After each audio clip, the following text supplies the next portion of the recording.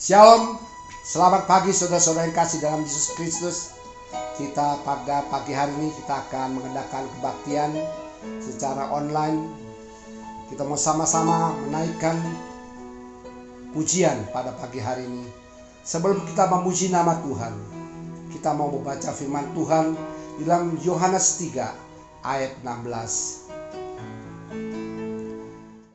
Karena begitu besar kasih Allah akan dunia ini, sehingga ia telah mengaruniakan anak yang tunggal, supaya setiap orang yang percaya kepadanya tidak binasa, melainkan beroleh hidup yang kekal.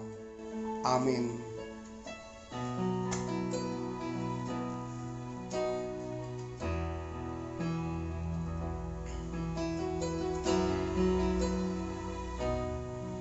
Sering ku tak mengerti jalan-jalan-Mu Tuhan, bagai di belantara yang gelap. Tanpa seribu tanya, namun tetap percaya, jejak-Mu Tuhan sungguh sempurna. Sering ku tak mengerti jalan-jalan-Mu Tuhan, bagai di belantara yang gelap. Tanpa seribu tanya, namun tetap percaya, jejak-Mu Tuhan sungguh sempurna. Ajarku memahami semua yang Kau ingini, agar hidupku puaskan hati-Mu. Bagimu aku rela sepenuh hati menghamba, serahkan diri, genapi karya-Mu.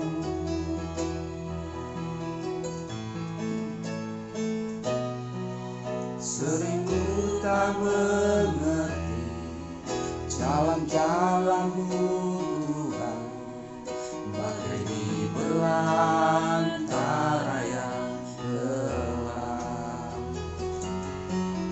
Tanpa seribu tanya, namun tetap percaya, jejak-Mu Tuhan sungguh sempurna. Ajarku memahami semua yang Kau ingini, agar hidupku puaskan hati-Mu. Bagimu aku rela sepenuh hati menghamba, serahkan diri, genapi karya-Mu. Ajarku memahami semua yang Kau ingini, agar hidupku puaskan hati-Mu.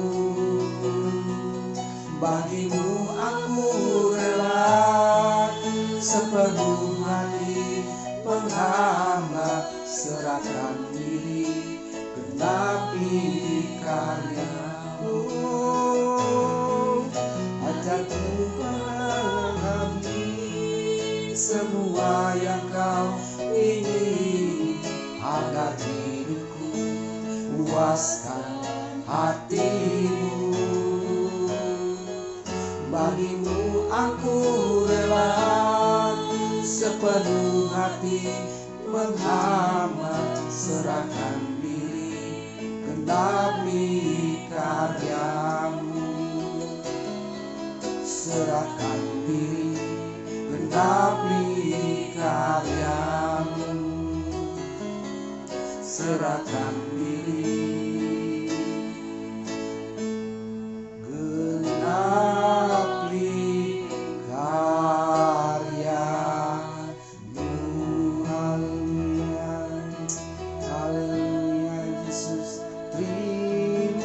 kasih Tuhan.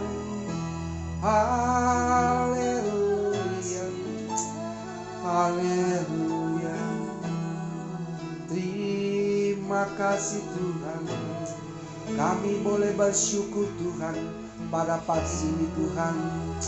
Haleluya. Oh haleluya. Terima kasih Tuhan. Haleluya. Haleluya, haleluya, haleluya. Terima kasih Yesus. Haleluya. Haleluya.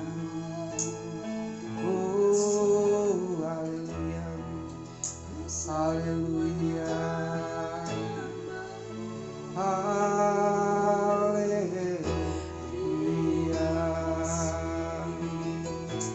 Haleluya. Haleluya, haleluya. Haleluya Yesus. Terima kasih Tuhan. Terima kasih Yesus.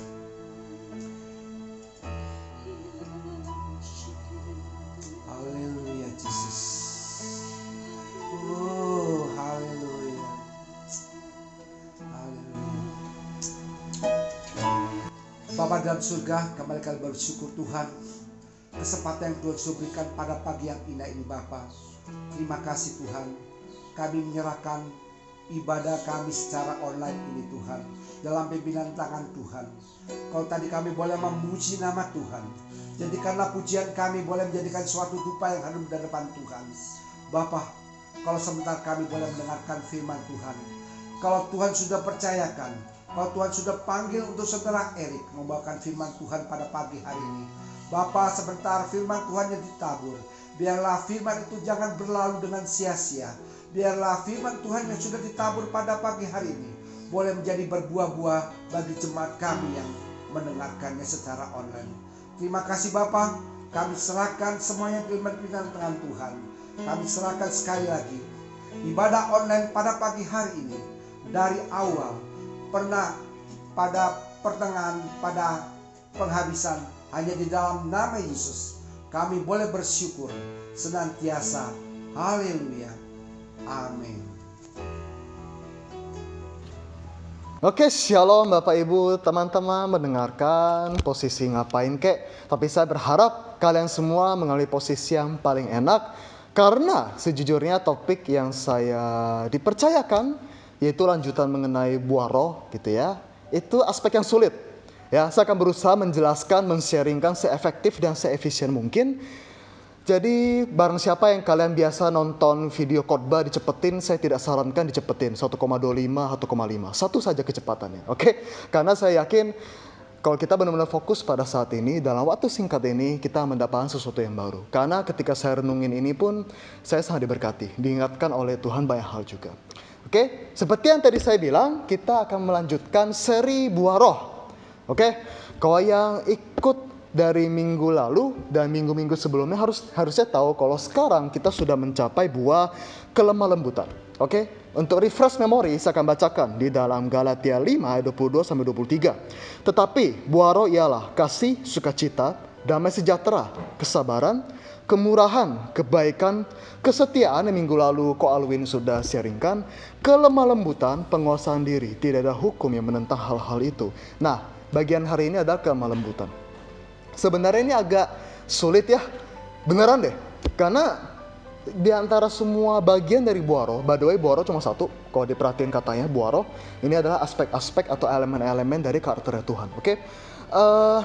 Dari antara semua bagian buah roh ini, kelemah lembutan yang dari dulu saya agak bingung gitu. Kalau damai kan ya wajar lah, jelas gitu. Sukacita jelas, sabar tuh jelas banget, dan lain-lain. Cuma kelemah lembutan gitu, itu apa coba? Apa artinya kalau misalnya ada orang gaya ngomongnya maco banget jadi pelan, atau yang biasanya apa tangannya gerak sana sini jadi lebih lemah lembut? Enggak kayak gitu. Kok kayak gitu mah orang yang kepribadiannya dari sana bukan lemah lembut, kasihan dong gitu, susah. Berarti ada makna yang berbeda yang Tuhan pengen kita pelajari, makna dari buah roh ini. Kelemah lembutan, apa gitu.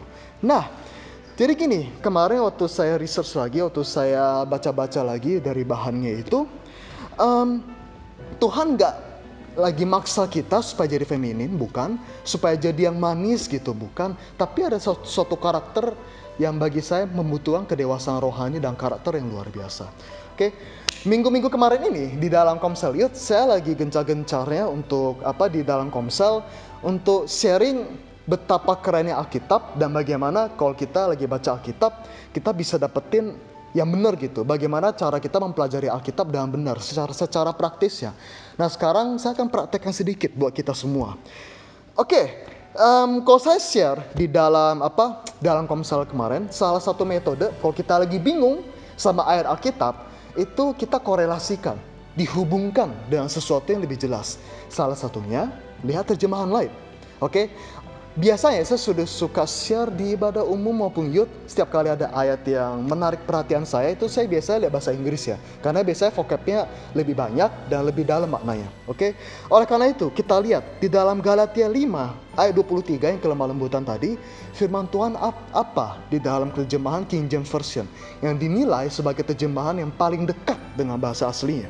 Oke, kita lihat Galatia 5 ayat 23 King James Version. Kelemah lembutan ditulis sebagai meekness. Oke, meekness. Ini kata yang jarang didengar. Gini, awal-awal orang mungkin ngelihatnya kalau dia bahasa Inggrisnya lemah lembut, ya kalau nggak gentle. By the way, memang ada terjemahan bahasa Inggris lain yang bilang gentleness, oke? Mungkin atau yang lain soft gitu, ya lembut kan, soft gitu. Tapi kalau dilihat dari yang paling deket, itu adalah meekness. Jadi meekness ini apa? Ini kata-kata yang jarang dikotbahin dan jarang di dalam pelajaran bahasa Inggris, jarang muncul gitu. Nah, disinilah kita akan mulai, oke? Saya akan jelaskan dengan sesimpel mungkin supaya kita bisa sama-sama ngerti. Nah, masalahnya gini lagi. Kalau di dalam kamus dictionary gitu bahasa Inggrisnya, dalam bahasa modernnya gitu ya, meekness itu artinya kayak gini. Gampang tunduk, penurut, enggak ngelawan balik, powerless atau enggak ada kekuatan, atau lemah. Nah, sebentar. Nggak mungkin dong Alkitab firman Tuhan suruh kita jadi orang yang lemah, jadi orang yang nggak ada kekuatan, jadi orang yang nggak bisa lawan balik, yang nunduk terus gitu. Enggak, bukan gitu.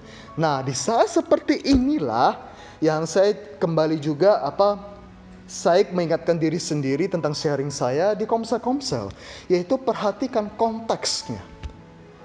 Jadi kita lihat di zamannya ini ditulis, maknanya itu apa? Kalau kita tadi lihat terjemahan modern, terjemahan zaman sekarang ini, ya artinya tadi Tuhan suruh kita jadi orang lemah, orang yang engge-engge aja, orang yang gak enakan, orang yang gak punya kekuatan, tapi bukan. Kita lihat di dalam terjemahan aslinya. Ini diambil dari bahasa Yunani, yaitu praus. Oke, dalam bahasa Yunani itu artinya praus. Oh, by the way, sebelum saya lanjut, banyak ateis, para ahli-ahli di sana, di luar sana ya, yang mengkritisi ayat ini, meekness. Wah, orang Kristen disuruh jadi orang yang mental budak katanya. Kita disuruh, karena memang meekness itu kaitannya erat kalau dalam bahasa modern ya. Itu tuh dengan budak, karakternya budak yang ikut aja nunduk gitu. Padahal enggak gitu. Oke, seperti yang tadi saya bilang, bahasa Yunaninya itu adalah praus. Praus itu apa artinya? Gini, saya jelasin. Kata ini digunakan untuk menjelaskan karakter dari kuda yang sudah dilatih untuk berperang. Jadi ya kuda perang, war horse. Ya, jadi zaman dulu sampai sekarang kuda itu dipakai dengan berbagai macam fungsi ya. Saya rasa kita semua bisa lihat, oke? Ada yang jadi rekreasi, ada yang jadi pacuan kuda, pokoknya gitu-gitulah. Nah, tapi pada zaman perang, kuda adalah salah satu aset terpenting yang bisa menentukan kemenangan perang. Nah, praus dipakai untuk menjelaskan karakter daripada kuda ini. Jadi ceritanya gini, pada masa itu kuda nggak tahu-tahu jadi kuda perang, mesti dilatih dulu, oke? Jadi zaman dulu itu kuda biasanya dari keturunan kuda yang genetiknya udah keren banget. Tiap daerah biasa beda-beda karakteristik kekuatan dan kelemahan kudanya. Kuda yang bagus, yang memang kuat ya, yang turun-temurun sudah dipakai sebagai kuda perang, itu biasanya di gunung. Kemudian diambil, dijinakkan dan dilatih. Oke? Jadi kuda yang liar, yang kuat ya, bayangin kuda yang kuat, bahkan kuda yang lemah aja. Itu kalau mereka tiba-tiba tendang muka kita ya, kita bisa mati loh. Itu kuda yang lemah. Bagaimana dengan kuda yang memang dari sananya keturunannya memang genetiknya udah kuat gitu, yang memang akan dilatih bawa perang. Oke? Jadi mereka diambil, dilatih, didisiplin, sehingga akhirnya yang bagus-bagus itu akan jadi antara tiga opsi. Satu, penarik kereta kuda, karena kereta ya kuda yang lemah nggak mungkin tarik benda berat kan gitu. Kemudian balapan atau pacuan kuda yang dimana zaman sekarang sering dipakai. Dan kemudian yang terbaik akan dilatih lebih lanjut. Jadi apa? Kuda perang. Yang the best of the best, benar-benar yang terbaik akan dijadikan kuda perang. Jadi gini, kata praus itu digunakan untuk mendeskripsikan kuda yang kalau dalam bahasa Inggrisnya fierce but discipline. Punya kekuatan atau spirit yang menyala-nyala tapi disiplin. Ada 3 karakter dari kuda perang ini sebagai hasil dari latihan. Pertama, disiplin and reserve. Artinya apa? Jadi kan mereka udah dilatih dan didisiplin sedemikian rupa sehingga mereka nggak memunculkan lagi karakteristik kuda liar yang seenaknya sendiri, yang kesana kemari, nggak ikutin perintah dan lain sebagainya. Itu kan kuda liar. Tapi setelah didisiplin nggak gitu lagi. Masuklah kita dalam karakter kedua, yaitu obedient. Mereka tunduk kudanya.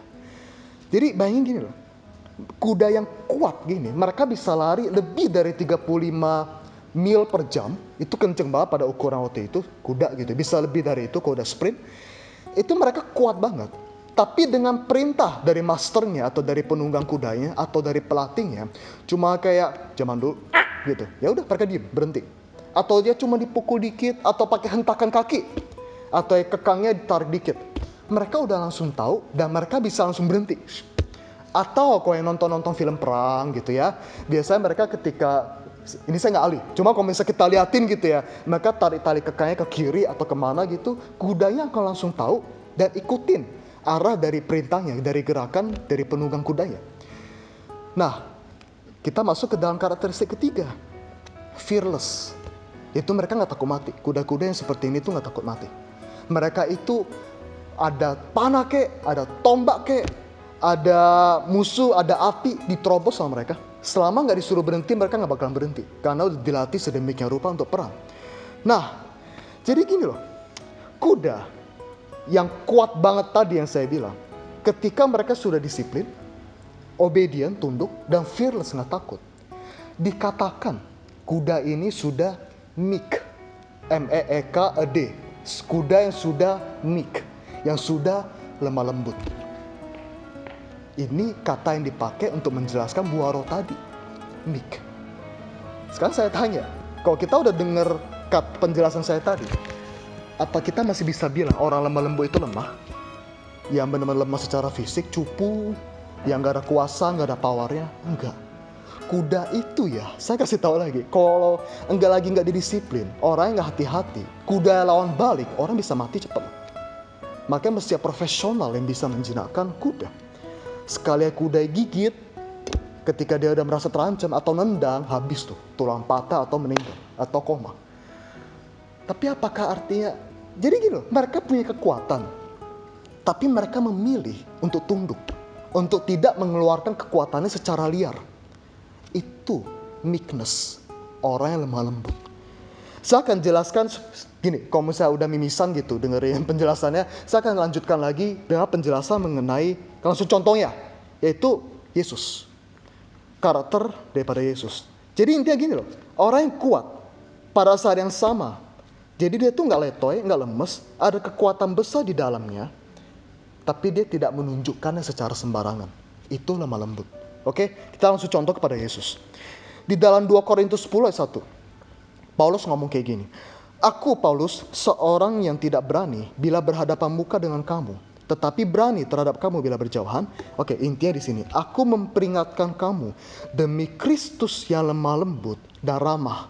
Seperti yang tadi saya bilang, sekarang kita cek bahasa Inggris ya. Di dalam terjemahan New King James Version dikatakan, dalam tadi apa? Lemah lembut dan ramah. Dikatakan by the meekness and gentleness of Christ. Berarti kita udah bisa sepakat ya. Meekness adalah karakteristik daripada Kristus. Makanya dijadikan buah roh. Oke, tapi nggak cuma sekedar gentle. Kalau gentle mah yang tadi gitu, yang nggak kasar gitu orangnya. Tapi meekness mengandung makna lebih dalam, seperti yang tadi saya udah jelasin gitu. Nah, intinya gini, it takes great strength to be meek. Dibutuhkan kekuatan yang sangat besar untuk seseorang bisa jadi meek atau lemah lembut dalam bahasa aslinya. Oke, kenapa dikatakan Kristus itu lemah lembut? Kenapa meek? Apanya yang meek itu? Dalam Yesaya 53 ayat 7. Dia dianiaya, tetapi dia membiarkan diri ditindas dan tidak membuka mulutnya, seperti anak domba yang dibawa ke pembantaian. Seperti induk domba yang keluh di depan orang-orang yang menggunting bulunya, ia tidak membuka mulutnya. Ini artinya apa sih? Nabi Yesaya ini sebenarnya lagi menubuatkan akan Mesias.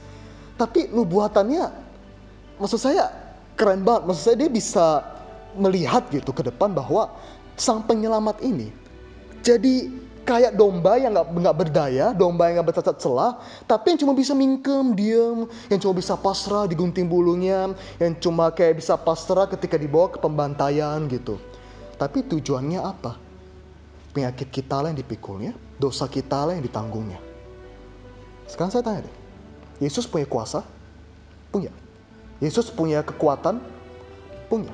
Yesus kalau mau bales bisa banget. Yesus mau hantam itu orang-orang yang lagi siksa dia, bisa banget. Yesus mau marah, ngamuk, hukum murid-muridnya yang khianatin dia, bisa banget.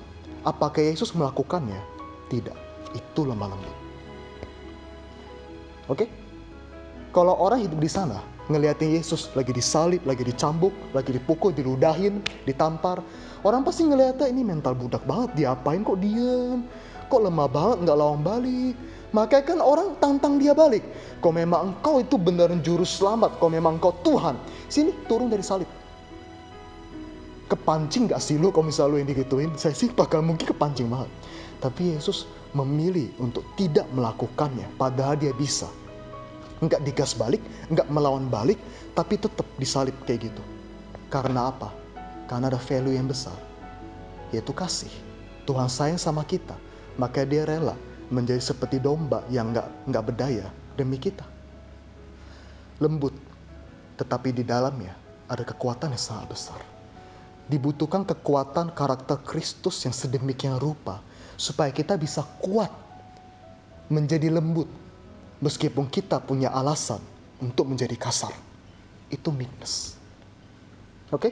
Jadi gak cuma sekedar karakteristik. Kok cuma orang yang kayak engge gitu ya, orang yang lembut dari sananya, berarti udah auto punya buaro dong, enak banget. Enggak, beda. Jadi maksud dari firman Tuhan ini jauh lebih dalam daripada hanya sekedar berkata-kata dan berperilaku lembut. Tetapi bagaimana engkau mengendalikan diri, yang dimana ini kan buaro berikutnya ya, minggu depan, pembahasan minggu depan, kaitannya erat gitu. Nggak hanya sekedar perilaku, tapi hati yang sangat amat kuat. Oke?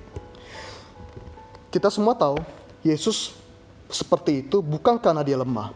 Sebenarnya bisa balas, tapi justru karena dia kuat, makanya dia bisa tidak membalas semuanya itu, tidak memamerkan kekuatannya, tidak melepaskan emosinya. Hanya orang yang kuat bisa seperti itu. Oke? Sekarang kita ke prakteknya nih. Oke, di dalam Alkitab itu kita disuruh meek, lemah lembut. Dalam hal apa sih? Ada 3, saya akan share secara singkat. Yang penting tadi udah ngerti ya, lemah lembut itu nggak cuma sekedar lembut, gentle, soft gitu, enggak. Tapi lebih daripada itu. Pertama, di dalam perkataan. Amsal 15 ayat 1. Jawaban yang lemah lembut meredakan kegeraman, tetapi perkataan yang pedas membangkitkan marah. Lemah lembut di sini mengandung makna yang mirip, yaitu gentle. Bapak Ibu teman-teman, bukankah benar kalau misalnya nih ya, dalam perkataan kita lagi ada konflik sama orang, entah anak sama orang tua kek, suami istri kek, teman sama teman kek, ketika kita merasa nggak adil gitu ya, orangnya misalnya maki-maki kita duluan, orangnya jahatin kita duluan, bukankah kita pengen gas balik? Bukankah logikanya kita mesti ngebela diri? Bukan logikanya kalau dia panas kita balas panas? Tapi enggak. Alkitab ngomong apa? Jawaban yang lemah lembut meredakan kegeraman. Saya di Komsel pernah sharing mengenai bagaimana kita bisa mengendalikan emosi. Nggak gampang, serius. Apalagi orang yang dari sana temperamental, nggak gampang. Kalau lagi suasana lagi panas, mesti punya kedewasaan penuh supaya bisa tarik napas, ngerem badannya supaya nggak panas-panas amat gitu ya. Kemudian balas dengan jawaban lebih lemah lembut.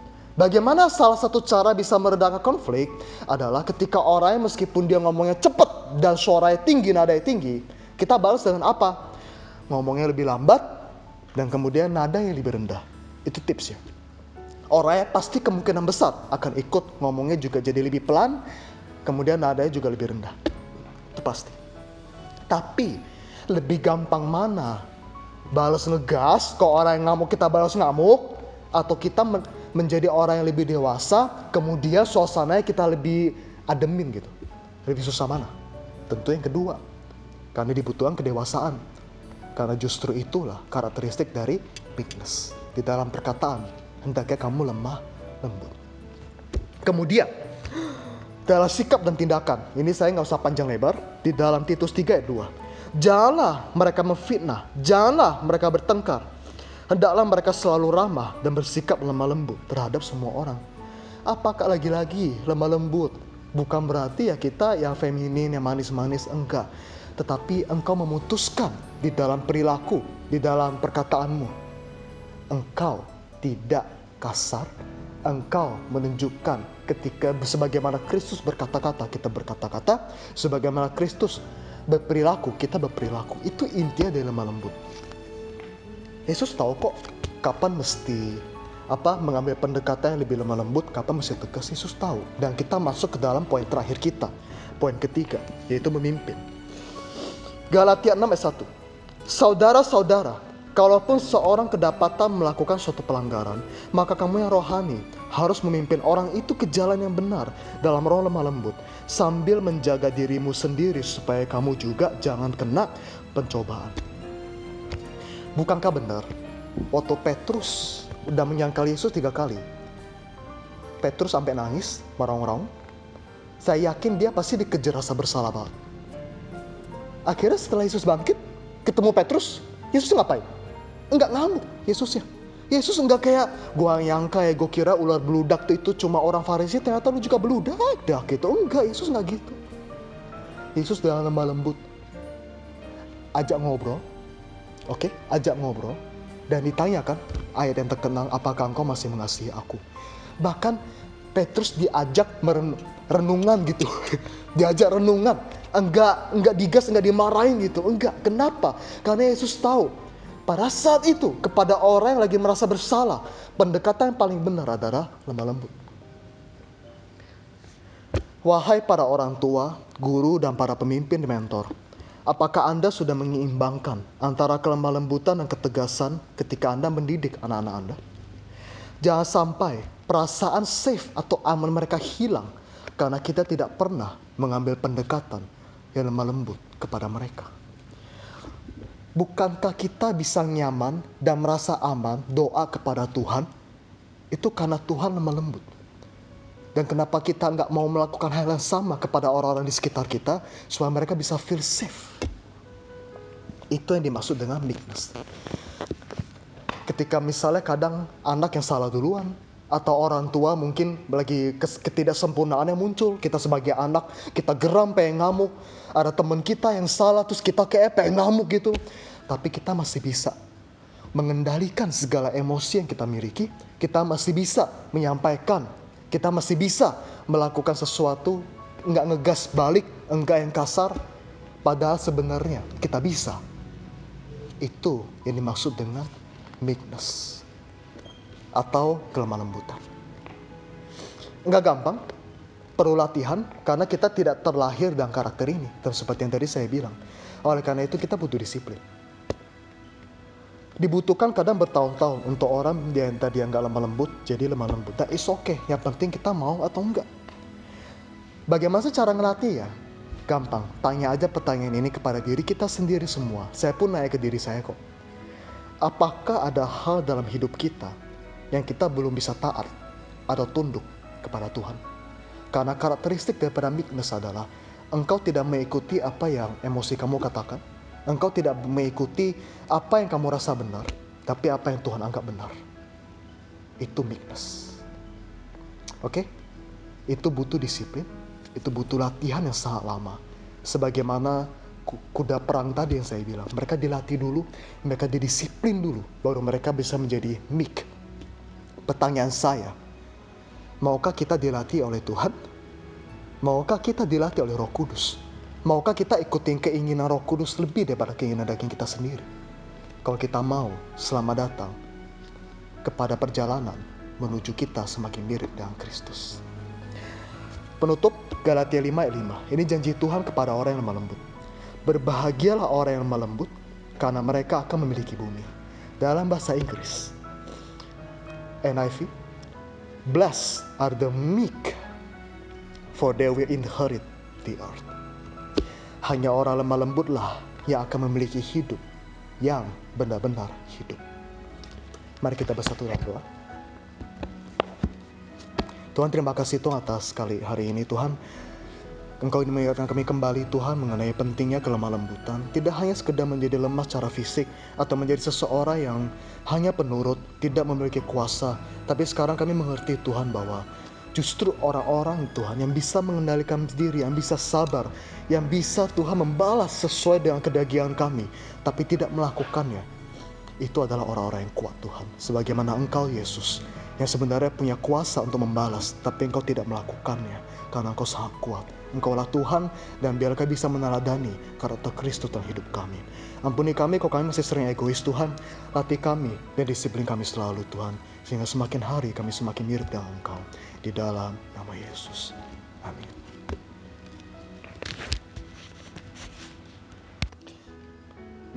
Bapak Ibu, pada saat ini saya tiba-tiba ada kerinduan untuk kita berdoa syafaat bersama-sama mengenai beberapa topik yang saya rasa sangat penting untuk kita doakan, kita naikkan kepada Tuhan.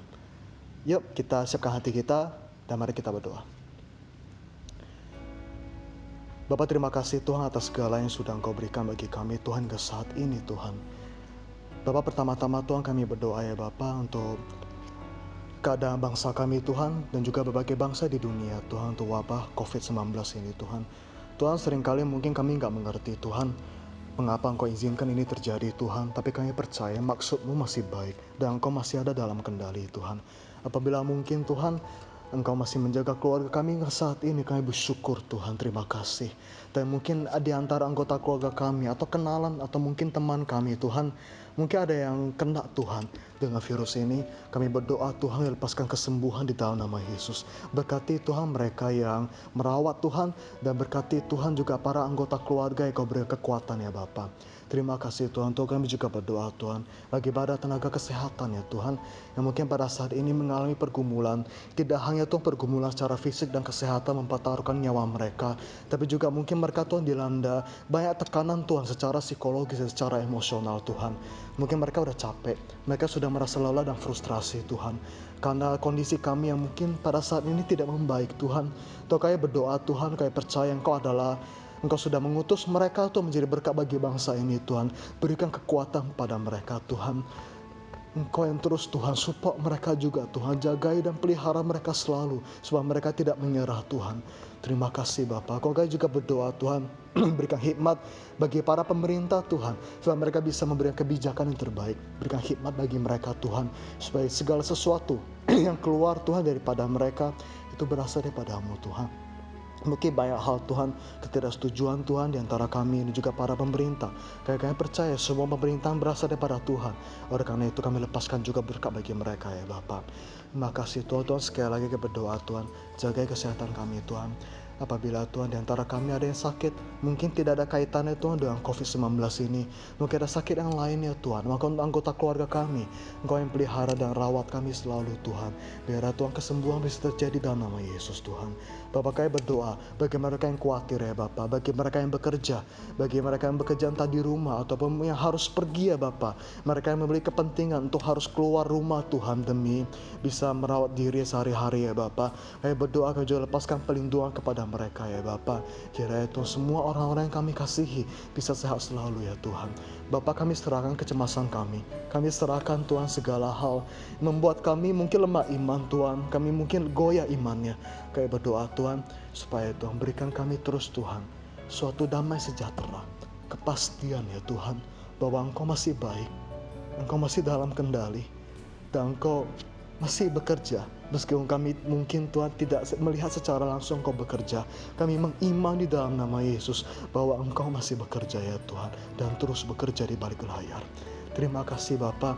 Tuhan, kami serahkan semua dan tamu juga Tuhan, untuk dalam pekerjaan kami, mungkin ekonomi kami mungkin ada yang terhambat Tuhan, tersendat Tuhan, mungkin ada yang gajian terlambat diberikan, mungkin bahkan Tuhan ada yang di-cut ya Bapa, bahkan mungkin ada yang di PHK. Tuhan, kami berdoa Tuhan, supaya tangan pemeliharaan-Mu terus ada bagi kami ya Tuhan.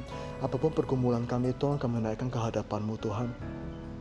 Datanglah kerajaan-Mu dan jadilah kehendak-Mu ya Tuhan. Biar kami berdoa Tuhan, sebagaimana Engkau mengajar kami berdoa. Bapa kami yang di surga, dikuduskanlah nama-Mu, datanglah kerajaan-Mu, jadilah kehendak-Mu di bumi seperti di surga. Berikanlah kami pada hari ini makanan kami secukupnya, dan ampunilah kami yang kesalahan kami, seperti kami juga mengampuni orang yang bersalah pada kami. Dan janganlah membawa kami ke dalam pencobaan, dan lepaskanlah kami daripada yang jahat, karena Engkau yang punya kerajaan dan kuasa dan kemuliaan sampai selama-lamanya. Terima kasih Bapa segalanya. Kami bangga punya Engkau Tuhan, dan kami damai sejahtera ketika kami menjadi anak-anak-Mu. Terima kasih Bapa. Inilah doa kami Tuhan, di dalam nama Yesus. Amin.